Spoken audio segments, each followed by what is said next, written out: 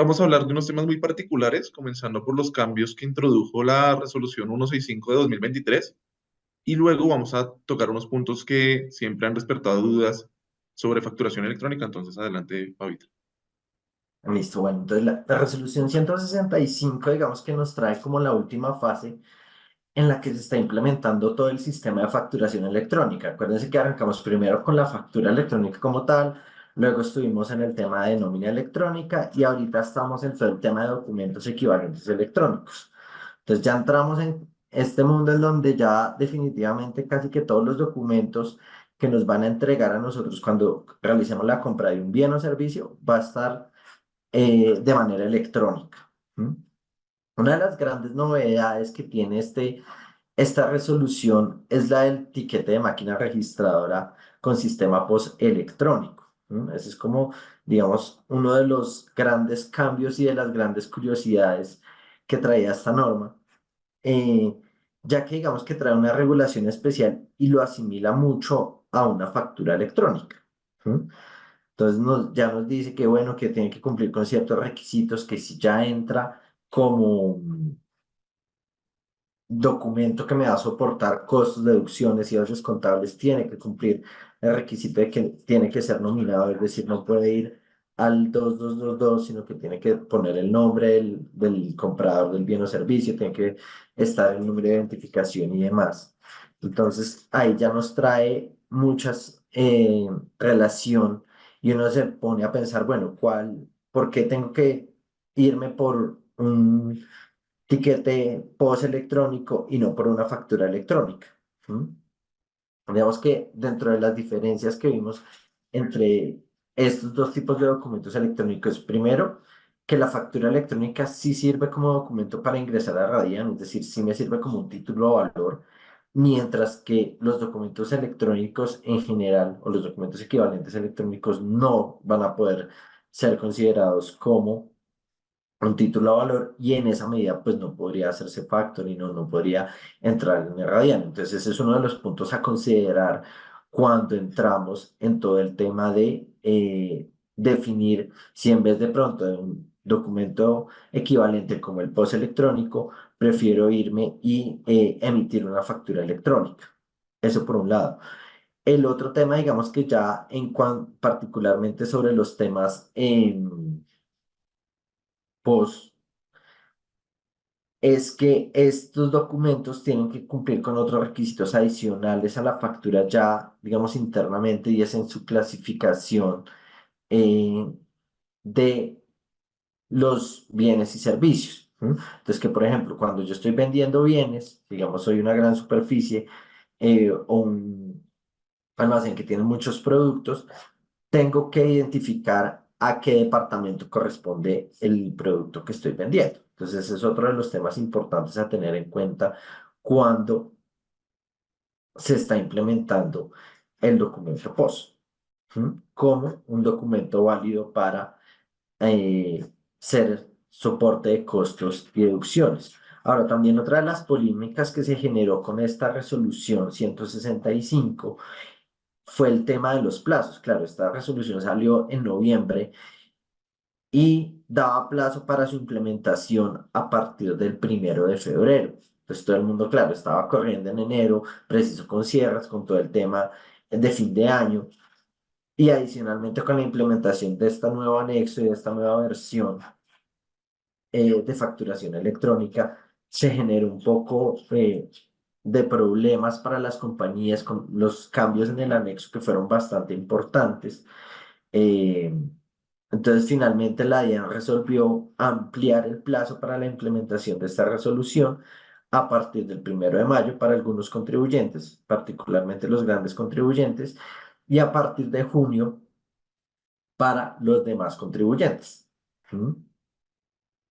Otro punto importante que trajo la resolución y que estuvo asociado mucho al tema de las sanciones. Entonces, las sanciones en materia de facturación electrónica, resulta que desde la ley 2155 nos dice, oiga, ya aparte de las sanciones que ya traíamos frente a cierre de establecimiento, frente a las sanciones monetarias que me pueden imponer por reincidencia y demás, Adicionalmente, se estableció la, la relación al hecho de no expedir una factura electrónica con el hecho de no enviar información. Entonces, todas las sanciones establecidas en el 651, bien sea porque no envío información, porque la envío de manera errónea, porque la envío de manera extemporánea, también me las van a imponer cuando yo no expida en debida forma una factura electrónica.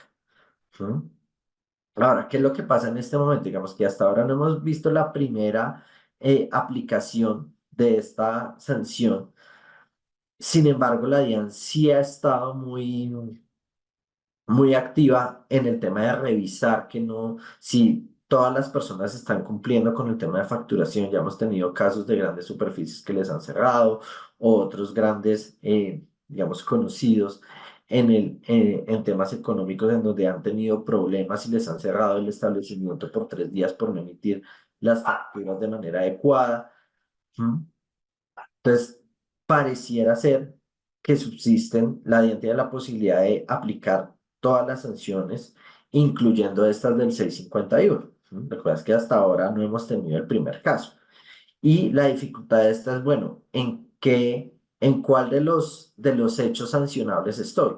En el de no enviar información, en el de enviarla errónea, en el de enviarla tarde. Entonces, si yo no expido la factura en el momento específico de la venta, se entendería que estoy de manera extemporánea enviando la información. ¿O qué pasa? ¿Cómo puede aplicar la DIAN en los casos en cuando hay contingencias? ¿Mm? Se entendería también que es extemporáneo o si cumplo con el envío dentro del tiempo establecido después de subsanar la contingencia, no estaría en esta extemporaneidad. Entonces son esos temas como que están todavía muy cojos frente a la regulación y en los cuales no hay una claridad frente a la aplicación de esta norma. ¿Listo? Andrés, que continúe, por favor. Listo, claro que sí. Bueno, el primero de los temas que queremos tocar es uno que nos han preguntado bastante y es el tema de la facturación en dólares. Con ocasión de la resolución 165 de noviembre de 2023, se modificó el anexo técnico de factura electrónica y ese anexo técnico que está en su versión 1.9 trae una regla de validación que dice que se rechaza la factura cuando no está en pesos colombianos. Entonces muchos clientes nos preguntaban, oiga, ¿eso significa que ya no puedo expedir la factura en dólares? Lo cierto es que de acuerdo con la DIAN, nunca se ha podido expedir únicamente en dólares la factura. Se puede expedir, digamos, con cualquier divisa, pero siempre debe tener la representación en pesos colombianos, tanto en el documento electrónico en el formato XML, como en la representación gráfica que se le entrega al adquirente de los bienes o servicios. Entonces, en reciente concepto de marzo de este año, la DIAN volvió a reafirmar esa postura, de manera que si quieren expedir sus facturas en dólares, lo pueden hacer perfectamente, siempre que también tenga la referencia del valor en pesos colombianos. En cuanto a la anulación de la factura, es una duda muy puntual que se le manifestó a la DIAN y es, oiga, ¿qué pasa si yo expido mi factura y el cliente nunca me pagó? Yo puedo anular esa factura.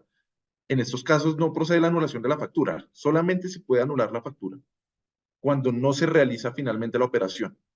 Si sí se realizó la operación, si yo sí vendí un bien y presté un servicio, pero el cliente no me lo pagó, pues en ese caso no tendría por qué anular la factura, además porque la factura es el título ejecutivo con el que yo me voy a ir ante un juez para requerirle al cliente que me pague. Otro tema interesante es el tema de los gastos reembolsables. Hemos visto que cuando tenemos contratos de mandato o cualquier otro tipo de contrato en el que una parte incurre en gastos por cuenta de la otra, esa parte luego para solicitar el reembolso le expide factura electrónica. Y lo que ha dicho la DIAN es que en esos casos, en estricto sentido, tú estás incurriendo en un gasto por cuenta de un tercero, pero tú a ese tercero no le prestas ningún bien ni le vendes, no le prestas ningún servicio ni le vendes ningún bien. Entonces, en esos casos no es necesario que tú le expidas factura electrónica. Y otro tema importante es el tema de facturación de servicios públicos para aquellos que tengan, cuya actividad económica sea la prestación de servicios. Nos preguntaban si podían expedir factura electrónica para cobrar los servicios públicos. Aunque digamos que desde el punto de vista regulatorio de la facturación electrónica en materia fiscal no existe ningún requisito adicional para que los prestadores de servicios públicos expidan factura electrónica, la Superintendencia de Servicios Públicos sí ha sido clara y ha dicho, oiga, esta posibilidad existe en materia, digamos, la DIAN dispone de ese mecanismo para que usted lo haga, pero nosotros desde el punto de vista de regulación de servicios públicos necesitamos que usted cuente con la autorización expresa del usuario. Ahora, estos tres temas se relacionan todos: la aceptación de la factura, la inscripción en Radian y las notas que no tienen referencia expresa a la factura electrónica. Y es que tenemos que recordar que la factura como tal surge de la legislación comercial, y es la legislación comercial la que en principio me plantea ese requisito de que la factura cuente con una aceptación. Y esa aceptación, digamos que es una exigencia básica de los títulos valores, y es que debe constar que ya se realizó la operación causal que da origen al título valor. Entonces, por eso se exige que la factura tenga aceptación. Y entonces, como ese es un requisito en materia comercial que se incorporó luego a las normas de facturación electrónica, tenemos clientes que nos preguntan: oiga, ¿qué pasa si el cliente no me acepta la factura? Es que yo ya se la envié y no me la acepta. Y se preocupan de que esto les traiga alguna consecuencia en materia fiscal, cuando lo cierto es que en materia fiscal no tiene ninguna consecuencia, más allá de que no la puedan registrar como título valor para circular en Radia. No significa que la factura luego no le vaya a servir a usted para cobrar la deuda, no significa que de alguna forma vaya a tener una inconsistencia con los ingresos declarados, sino que simplemente la aceptación, volvemos, aunque se incorporen las normas de facturación electrónica, es un requisito para que se constituya título valor la factura, y eso es un requisito, digamos, en materia comercial, que no tiene mayor efecto fiscal para el emisor. Para el adquirente, por el contrario, el estatuto tributario sí le dice: oiga, si a usted le expidieron una factura en una venta a crédito o en la que le dieron un plazo para pagar y usted no la acepta, esa factura no le va a servir a usted como soporte de costos y gastos deducibles. Entonces, al adquirente sí que le va a preocupar aceptar la factura, porque en última, si no lo hace, pues no le va a servir como soporte de sus deducciones. Sobre la inscripción en el Radian, veíamos, y ahorita lo decía Ricardo, es necesaria para que la factura circule como título valor, pero no para que sea título valor. Y esa diferencia es bien importante, porque entonces eso significa que yo no tengo que inscribir la factura en el Radian para iniciar un proceso ejecutivo o para ejercer la acción cambiaria. Y finalmente, está el tema de las notas sin referencia a la factura, y es que ustedes bien sabrán que cuando se acepta la factura se hace inmodificable. Entonces, si yo eventualmente tengo que disminuir el saldo a pagar por algún motivo, por ocasión de alguna devolución o de un descuento condicionado, entonces me preguntan: ¿cómo hago si ya me aceptaron la factura y es inmodificable? El anexo técnico de facturación electrónica trae la posibilidad de expedir una nota sin referencia a una factura electrónica específica, y eso se aplica a estos casos en los que la factura ya se aceptó. El único requisito es que se ponga el plazo en el que se expidió la factura que se quiere modificar. Y ya eso sería todo.